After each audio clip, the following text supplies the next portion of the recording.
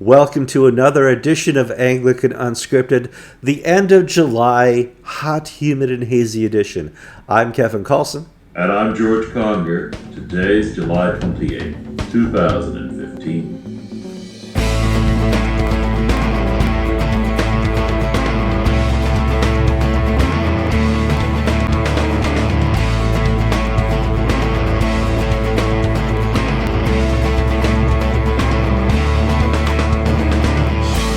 Where have you guys been? I hear it all the time.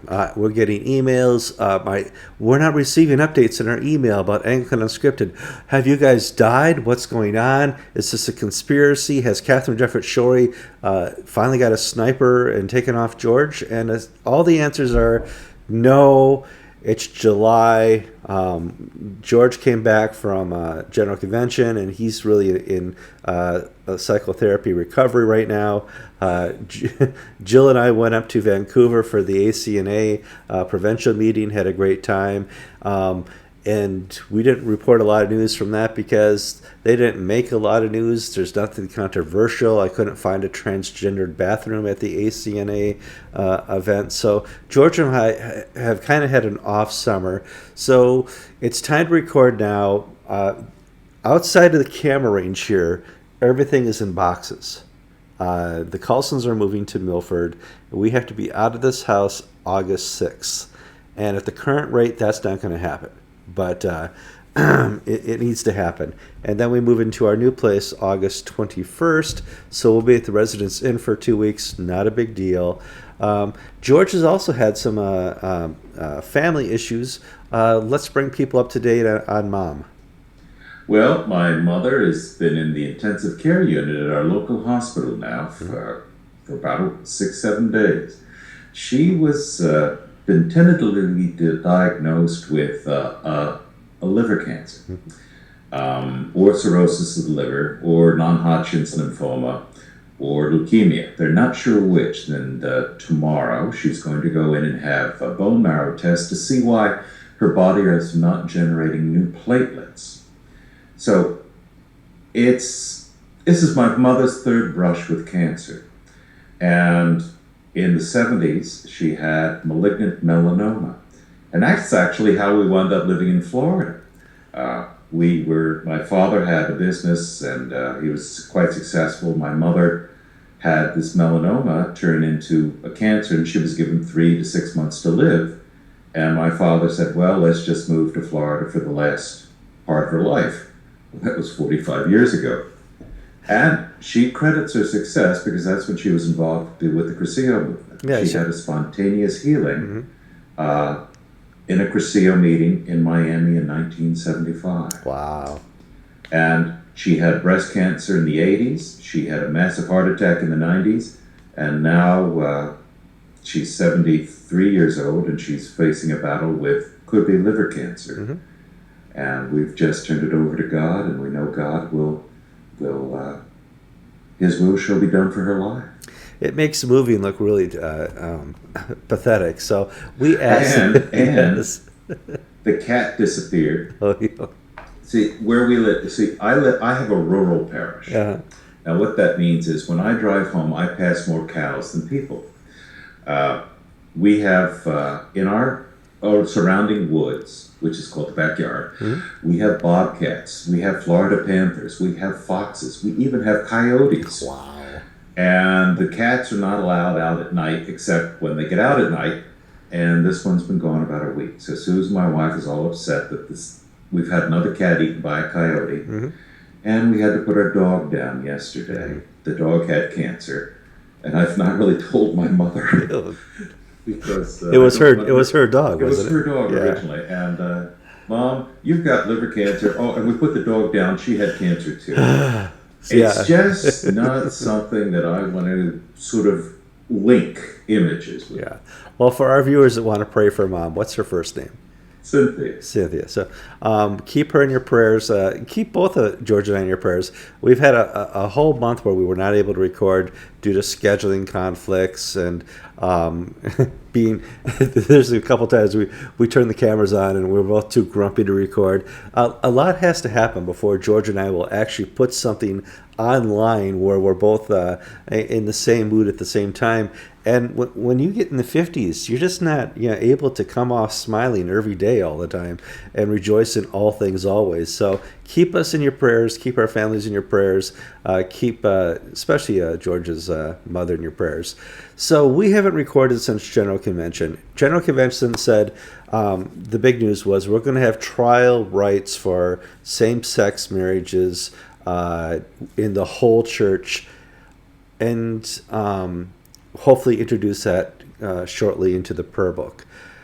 Kind of a surprise to some people, and we got, I guess, 4 or 5 bishops said, not in my backyard. They've written responses. Who were those? Well, the first out of the block was Dan Martins of Springfield. Mm-hmm. He was shortly followed by Greg Brewer of Central Florida and Bill Love of Albany, Mm-hmm. and most recently by Michael Smith of North Dakota. Right. Bishop Bauerschmidt of Tennessee told his local newspaper, but he hasn't put out a statement officially that I've seen. Mm-hmm. And the Diocese of Dallas's Standing Committee just reiterated that their local canons prohibit any clergy from celebrating same-sex marriages.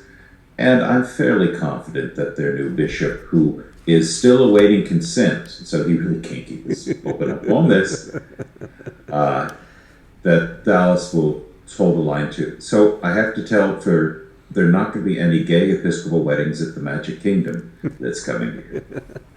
Actually, Kevin, that is a problem. It is a problem because you can, as far as the secular terms, get married in Florida. The Supreme Court said no state can deny same-sex couples from getting married. So if they want to go to the Magic Kingdom and there's an Episcopal priest nearby, why can't they request it? Well, and also Disney has a very, they have what they call gay days, where they open up the park for LBGTQRXVUVWXY and Z. The alphabet of gender, yes. Whatever. They have those special nights and days. And they have wedding chapels in the surrounding areas, and people like to get married there. And the Episcopal clergy are not allowed to do that. I don't think any of them would do that. But what if somebody happens to travel down? Well, what about the Archdeacon of Queens? Sure. The Archdeacon of Queens, Manuel Quevedo Bosch, on Facebook announced that he was leaving his wife to marry a man. In fact, he had married a man. A younger man. A younger man, and he's now in Miami Beach on his honeymoon. Well, he couldn't have gotten married to Walt Disney World by an Episcopal priest, but what would stop him from coming into Walt Disney World and performing the service for a friend? Yeah. Those are things that we've got yet quite not worked out.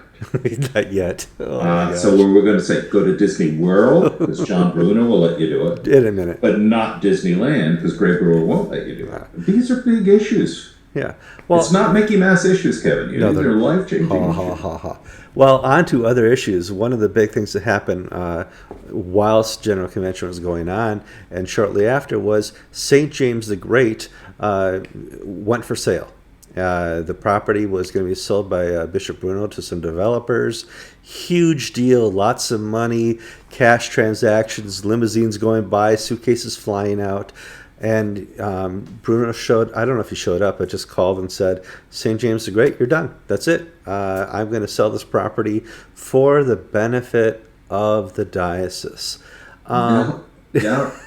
And so that's what forgive me. That's what he said. That's what he said. Is that the truth? Is that the truth? And so George was in contact with the vicar of St. James the Great, who said, listen, I have a story if you're interested. And so we posted it, and it's one of the biggest running stories we've had this summer on Anglican Inc. St. James the Great. What's been happening, George?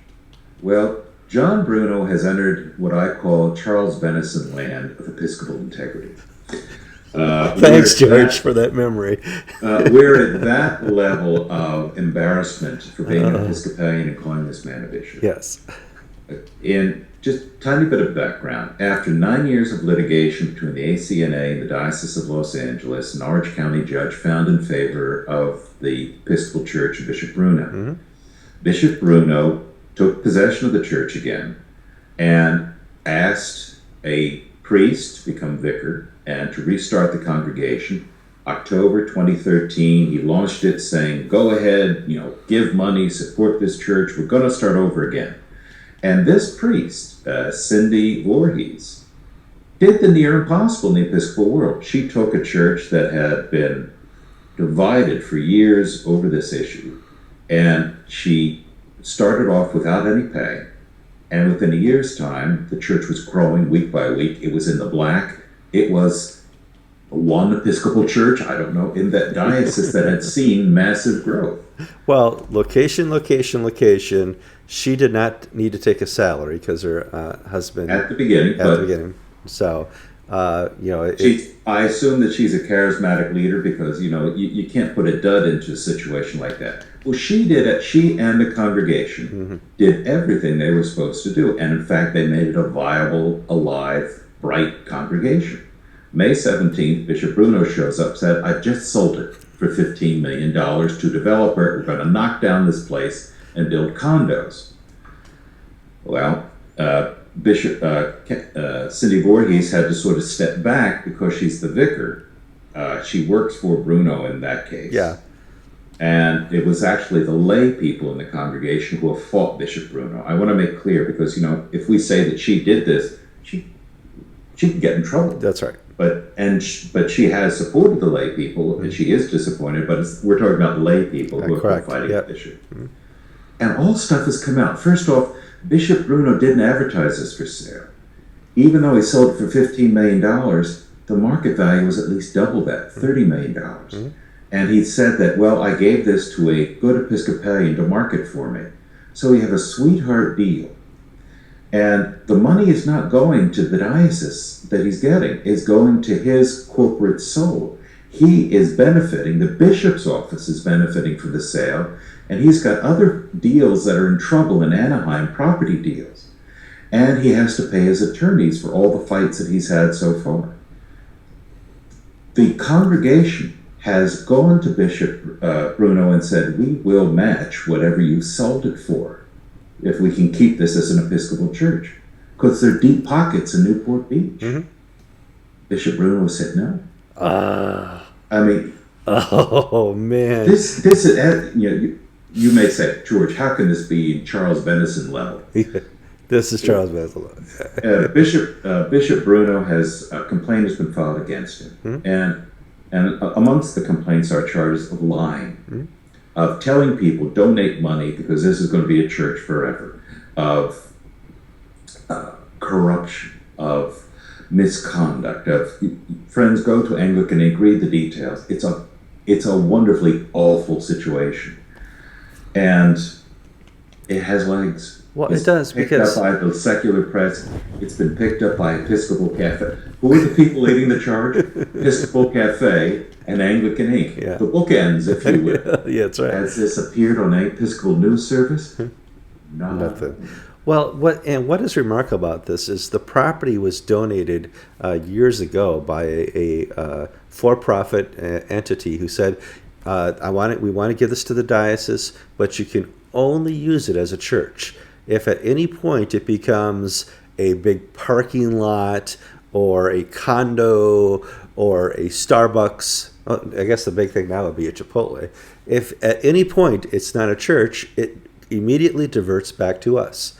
It's a conditional donation. And so they said, hey, wait a minute, Mr. Bruno, we have this agreement. And that's going to be another difficulty for Bruno as well.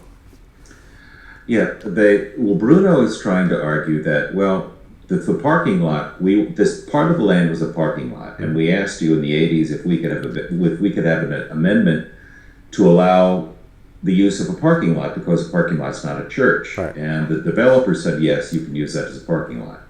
Bruno is arguing that permission to use the parking lot extends to the church. Mm-hmm. Now, that's a stretch. And I'm not an attorney, I'm not a property attorney, but people whose opinion I trust sort of roll their eyes at this argument being put forward by Bishop Bruno. You can't sort of you can't sort of expand the agreement to include things not specifically mentioned. Well, but the sale as the condos, it's basically dead now. Well, you mentioned nobody will give you title insurance. But and that's the part that is the Charles Benison part. His first thing to do when he heard from the land developers was to sue.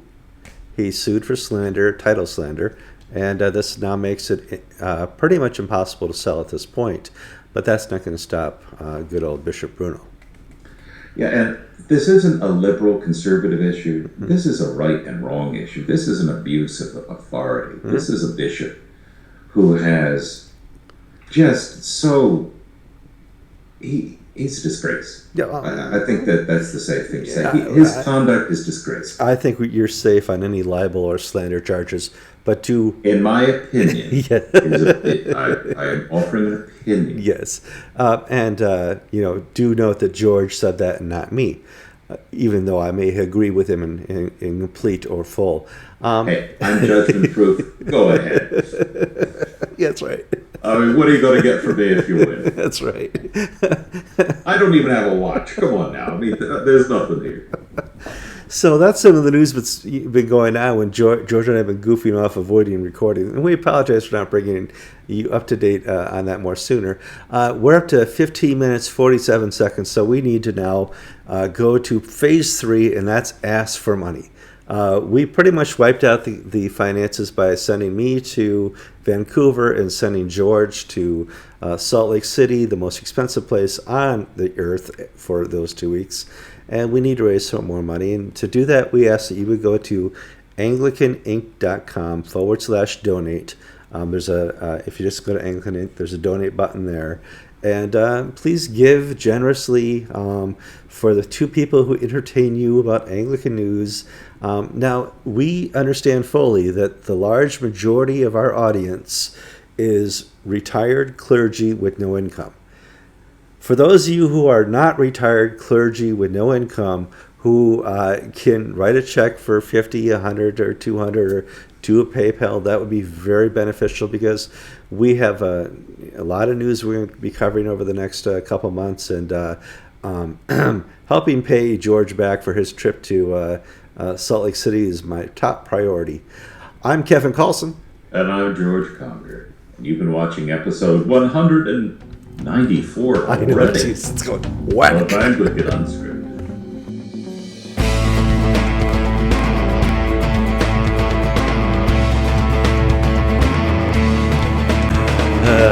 All right, let's have some fun. 194. 3, 2, 1. Welcome to the hot, hazy July edition of Anglican Unscripted. This is episode 194, and we're recording from the hottest place on earth, Connecticut. No, you're actually in the second hottest place, Florida. What's it like down there today, George? Do you want the Chamber of Commerce answer or the truthful answer?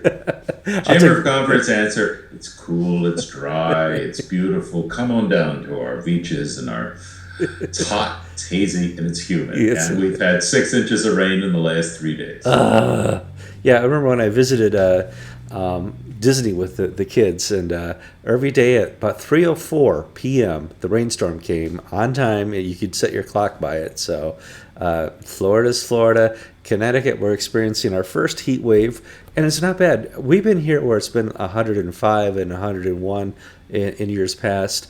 This is the first year we're finally breaking 90, but I finally had to break down and put the ACs in the window. You know, this is quite a long introduction. I'm Kevin Carlson. And I'm George Conger. And I've forgotten how we do this.